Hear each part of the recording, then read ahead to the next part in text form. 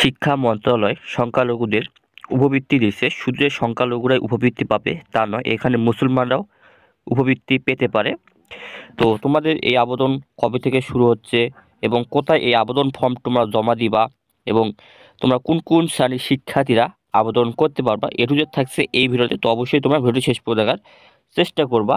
তো এখানে তোমাদের বিষয় বলা রয়েছে 2024-25 অর্থবছরে রাজস্ব খাতভুক্ত উপবৃত্তির জন্য সংখ্যালঘু সম্প্রদায়, তফসিলি হিন্দু, বৌদ্ধ, খ্রিস্টান, সশস্ত্র বাহিনী, দৃষ্টি প্রতিবন্ধী অথবা প্রতিবন্ধী দৃষ্টি ও অটিস্টিক ব্যতীত অটিস্টিক উপজাতি, ক্ষুদ্র নৃগোষ্ঠীর শিক্ষার্থীর আবেদনপত্র দাখিল ও অগ্রাহ্য। অর্থাৎ এখানে তোমরা যারা যারা আবেদন করতে পারবা, তোমরা যারা সংখ্যালঘু সম্প্রদায়, তফসিলি হিন্দু রয়েছে, বৌদ্ধ, খ্রিস্টান, সশস্ত্র বাহিনী, দৃষ্টি প্রতিবন্ধী এবং অটিস্টিক এবং উপজাতি ক্ষুদ্র নৃগোষ্ঠীর শিক্ষার্থীরা এখানে কিন্তু আবেদন করতে পারবে। এবং তোমরা যারা মুসলমানদের মধ্যে দৃষ্টি প্রতিবন্ধী রয়েছে অথবা প্রতিবন্ধী রয়েছে, সেক্ষেত্রে তোমরা কিন্তু আবেদন করতে পারবে এখানে। তো এখানে তোমরা ষষ্ঠ শ্রেণীর শিক্ষার্থীরা থেকে তোমরা এখানে স্নাতক পর্যন্ত শিক্ষার্থীরাও তোমরা কিন্তু এখানে আবেদন করতে পারবা এই উপবৃত্তির জন্য। তো এটা তোমাদের আবেদন কবে শুরু হবে পরিষ্কারভাবে বলে দেওয়া আছে নোটিশে যে এ লক্ষ্যে আগ্রহী শিক্ষার্থীরা আগামী 17 মার্চ 2025 তারিখের মধ্যে অধ্যয়নরত শিক্ষা প্রতিষ্ঠান হতে ফরম সংগ্রহপূর্বক উক্ত ফরম নির্ভুলভাবে পূরণ করে তথ্য ফর্মে উল্লেখিত শর্তাবলী মোতাবেক প্রয়োজনীয় প্রমাণক কার্যপত্র তথ্যাদি সহ নিজ নিজ শিক্ষা প্রতিষ্ঠান জমা প্রদান করতে হবে। অর্থাৎ এই উপবৃত্তি আবেদনের জন্য তোমাদের নিজ নিজ শিক্ষা প্রতিষ্ঠানে তোমাদের কিন্তু আবেদন করতে হবে। তোমাদের এই ফর্মটি পূরণ করে তোমাদের কিন্তু কলেজে, তোমাদের স্কুলে হয়ে থাকো সেখানে তুমি স্কুলে আবেদন জমা দিতে হবে। এখানে প্রথম যে ফর্মটা তোমরা এখানে দেখতে পাচ্ছ, ফর্ম নম্বর 1, এটা তোমরা ষষ্ঠ থেকে দশম শ্রেণীর শিক্ষার্থী এই ফর্মটা তোমরা পূরণ করে তোমরা তোমাদের স্কুলে জমা দিবা। আর এখানে তোমরা দ্বিতীয় যে ফর্মটা দেখতেছো, এটা হচ্ছে তোমাদের যারা একাদশ শ্রেণী থেকে স্নাতক পর্যন্ত শিক্ষার্থী রয়েছে তারা এই ফর্মটি পূরণ করে তারা কলেজে জমা দিবে। তো তোমরা এই ফর্মটি কীভাবে পূরণ করবা, তোমাদের কিন্তু বর্তমানে উপবৃত্তি চলমান রয়েছে। তোমরা আগামী 17 মার্চ পর্যন্ত তোমরা এখানে আবেদন করতে পারবা আবেদন ফর্মটি সংগ্রহ করে। সেক্ষেত্রে তোমরা এই আবেদন ফর্মটি আমাদের কাছ থেকেও নিতে পারে। সেক্ষেত্রে তোমাদের এই দুইটা আবেদন ফর্মের লিঙ্ক ডিসক্রিপশনে দেওয়া থাকবে। তোমরা যারা ষষ্ঠ থেকে দশম শ্রেণীতে রয়েছো, তোমরা ফর্ম নম্বর 1 এই ফর্মটি তোমরা পূরণ করে স্কুলে জমা দিবা তোমাদের শিক্ষা প্রতিষ্ঠানে। এবং তোমরা যারা একাদশ থেকে স্নাতক পর্যন্ত শিক্ষার্থী রয়েছে, তোমরা এই ফর্ম নম্বর 2 এই ফর্মটি পূরণ করে তোমরা কিন্তু কলেজে জমা দিবা। তো চলো তোমরা কীভাবে তোমরা আবেদন ফর্মগুলো কীভাবে পূরণ করবা, এখানে তোমাদের আমি একটা দিয়ে দেখাবো। একটা দিয়ে দেখালে তোমরা সকল শ্রেণীর শিক্ষার্থী তোমরা পারবা যে কীভাবে আবেদন ফর্মটি পূরণ করতে হবে। তো তোমাদের প্রথমেই বলে রাখি, তোমাদের এখানে কিছু কাগজপত্র লাগবে আবেদন করার জন্য, যেটা আমি তোমাদের ভিডিও শেষে বলবো। এবং তোমাদের আবেদন ফর্মও দেওয়া আছে যে তোমার কী কাগজপত্র লাগবে আবেদন করার জন্য। তো তোমাদের আমি এই ফর্মটি পূরণ করে দেখাচ্ছি। এই ফর্মটি পূরণ করলে তোমরা এই ফর্ম নম্বর 2টাও পূরণ করতে পারবা। তো এখানে তোমরা প্রথমে কি দিবা, বৃত্তির ক্যাটাগরি সম্প্রদায়ের নামটা তোমরা দিবা এখানে, মাধ্যম প্রধান শিক্ষক বরাবর এটা তোমাদের ফর্মটা দিতে হবে। এবং তোমরা এখানে ডান সাইডে দেখতে পাচ্ছ আবেদনকারী ছবি আটা দিয়ে লাগিয়ে প্রতিষ্ঠান প্রদান কর্তৃক উপরে সত্যায়িত করতে হবে। অর্থাৎ তোমাদের এখানে ছবিটা সত্যায়িত করে তোমাদের এই ফর্মে লাগাতে হবে আটা দিয়ে। এখানে তোমরা আবেদনকারীর নাম অর্থাৎ তোমার নামটি দিবা বাংলায়, তারপরে ইংলিশে নামটি দিবা। তারপর এখানে তোমাদের শিক্ষার্থীদের স্থায়ী ঠিকানা দিবা, গ্রাম, ডাকঘর, উপজেলা, জেলাগুলো দিবা। এবং শিক্ষার্থী অথবা অভিভাবকের মোবাইল নম্বর, অর্থাৎ তোমার একটা সশর মোবাইল নম্বর দিবা তোমার অথবা তোমার অভিভাবকের, তোমার বাবা অথবা মার।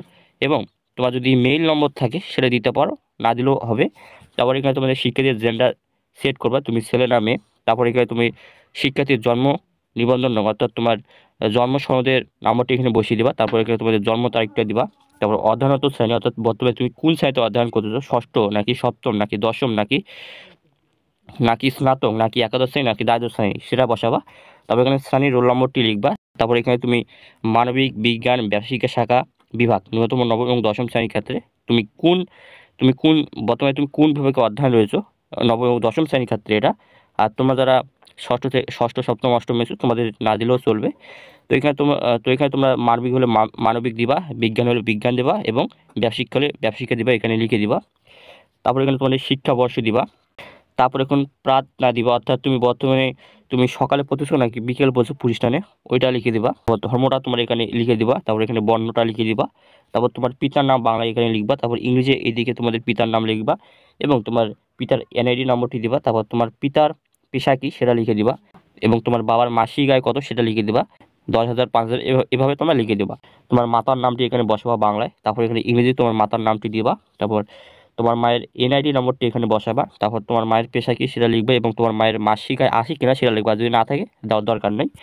তারপর এখানে পিতামাতার অবর্তনে বৈধ অভিভাবকের তথ্য, অর্থাৎ অনেক শিক্ষার্থী রয়েছে যাদের পিতামাতা নাই, সেক্ষেত্রে তোমার যদি কোনো অভিভাবক থাকে, তোমার ভাই অথবা তোমার কাছে যদি কেউ থাকে, সেটা তোমার অভিভাবকের নাম, পিতামাতা না থাকে সেটা তোমরা এখানে পূরণ করবা।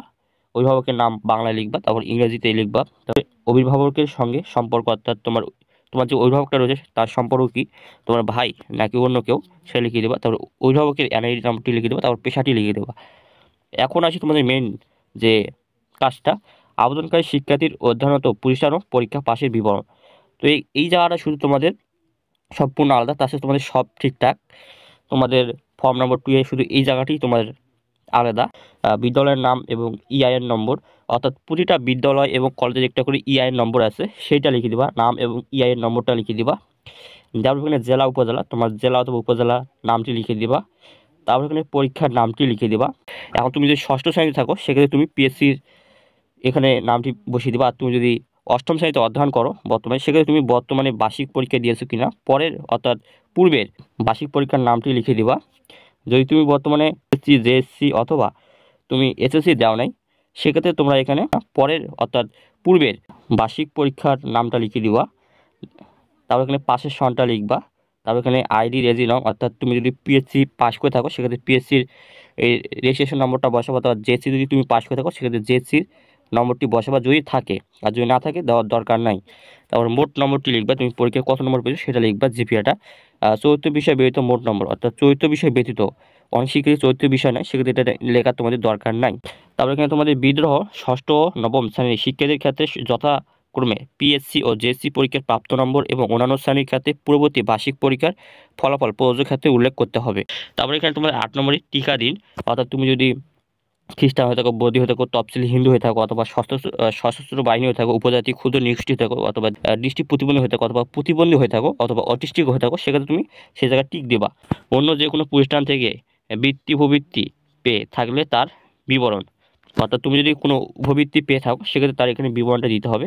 শিক্ষার্থীর আবেদনকারী হিসাবধারীর নাম ইংরেজিতে, অর্থাৎ তোমার এখানে নামটি বসাবা, ইংরেজিতে নামটি বসাবা বড় বড় করে। এবং তারপরে এখানে তোমাদের আবেদনকারী শিক্ষার্থীর নাম ও অনলাইন ব্যাংক হিসাবের নাম অভিন্ন হতে হবে। যৌথ নামে ব্যাংক হিসাব, স্কুল ব্যাংক হিসাব খোলা হলে উভয় নাম দিতে হবে। এখানে তোমাদের ব্যাংকের নাম দিবা এবং তোমার শাখার নামটি দিবা, ব্যাংকের শাখার, এবং তোমার শাখার রাউটিং নম্বরটি দিবা, তারপর হিসাব নম্বরটি দিবা ব্যাংকের। তবে তুমি যদি এই উপবৃত্তির জন্য প্রযোজ্য হও, সেক্ষেত্রে তুমি ব্যাংক অ্যাকাউন্টে টাকাটি পাবা, কোনো মোবাইল ব্যাংকিংয়ে পাবা না, বা এটা তোমাদের সম্পূর্ণ ব্যাংকের মাধ্যমে দেওয়া হবে। তারপরে তোমাদের আবেদনকারী স্বাক্ষর, তোমার স্বাক্ষরটি এখানে দিয়ে দেবা। তারপর দ্বিতীয় অংশ প্রতিষ্ঠান কর্তৃক পূরণীয়, অর্থাৎ এই দ্বিতীয় অংশটা যদি দেখতে পাচ্ছ, এটা তোমাদের প্রতিষ্ঠানের কাজ, অর্থাৎ কলেজ অথবা স্কুলের কাজ, তোমাদের এটা কাজ না। তোমরা শুধু এই ফর্মটা এই জায়গায় তোমরা দ্বিতীয় অংশের উপরের ফর্মটি পূরণ করে তোমরা স্কুল অথবা কলেজে জমা দিবা। তারপরে এখানে তোমার দ্বিতীয় অংশটা শিক্ষা প্রতিষ্ঠান, এটা তোমাদের পূরণ করবে। তারপরে এখানে তোমাদের যে কাগজপত্রগুলো লাগবে, সংশ্লিষ্ট প্রতিষ্ঠান প্রধানগণ কর্তৃক আলাদা আলাদা ক্যাটাগরি শ্রেণীভিত্তিক অধ্যয়নপত্র দিতে হবে, এবং বিভিন্ন সম্প্রদায় শনাক্তকরণের জন্য শিক্ষা প্রতিষ্ঠান প্রদান কর্তৃক প্রদেশ সম্পদের সত্যিত ফটোকপি দাখিল করতে হবে। অর্থাৎ তোমাদের বিভিন্ন সম্প্রদায় শনাক্ত করার জন্য তোমাদের প্রতিষ্ঠান প্রদান কর্তৃক একটা তোমাদের সনদপত্র লাগবে, সত্যিত ফটোকপি। তারপর এখানে তোমাদের 4 নম্বর বলা হচ্ছে তফসিলি হিন্দু, বৌদ্ধ, খ্রিস্টান বাহিনী, দৃষ্টি প্রতিবন্ধী, অটিস্টিক, উপজাতি, ক্ষুদ্র নিগোষ্ঠী শিক্ষার্থী স্থানীয় ইউনিয়ন পরিষদ চেয়ারম্যান অথবা ওয়ার্ড কমিশনার, প্রতিষ্ঠান প্রধান, বিভাগীয় প্রধান কর্তৃক প্রদত্ত মূল সনদপত্র দাখিল করতে হবে তোমাদের।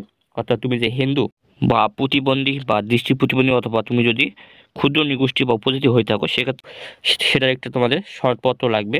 তুমি ইউনিয়ন পরিষদের চেয়ারম্যানের কাছ থেকেও নিতে পারো, অথবা তোমাদের বিভাগীয় প্রধানের কাছ থেকেও নিতে পারো, অথবা ওয়ার্ড কমিশনের কাছ থেকেও নিতে পারো, অথবা তুমি প্রতিষ্ঠান প্রধানের কাছ থেকেও নিতে পারো। তারপর শিক্ষাগত যোগ্যতা সকল নামপত্র শিক্ষা প্রতিষ্ঠান প্রদান কর্তৃক সত্যায়িত হতে হবে, অর্থাৎ তোমাদের সকল শিক্ষাগত যোগ্যতা সকল সনদপত্রগুলো লাগবে। অবশ্যই তোমরা ফর্মটা ডাউনলোড করে তোমরা দেখে নেবে যে তোমার কী কী কাগজপত্রগুলো লাগবে। তবে তোমাদের উপবৃত্তির আবেদন করার পর তোমাদের কিন্তু আবেদনগুলো যাচাই বাছাই করা হবে। অনেক শিক্ষার্থী পাবে, অনেক শিক্ষার্থী পাবে না, এমন না যে সবাই আবেদন করলে সবাই পাবে।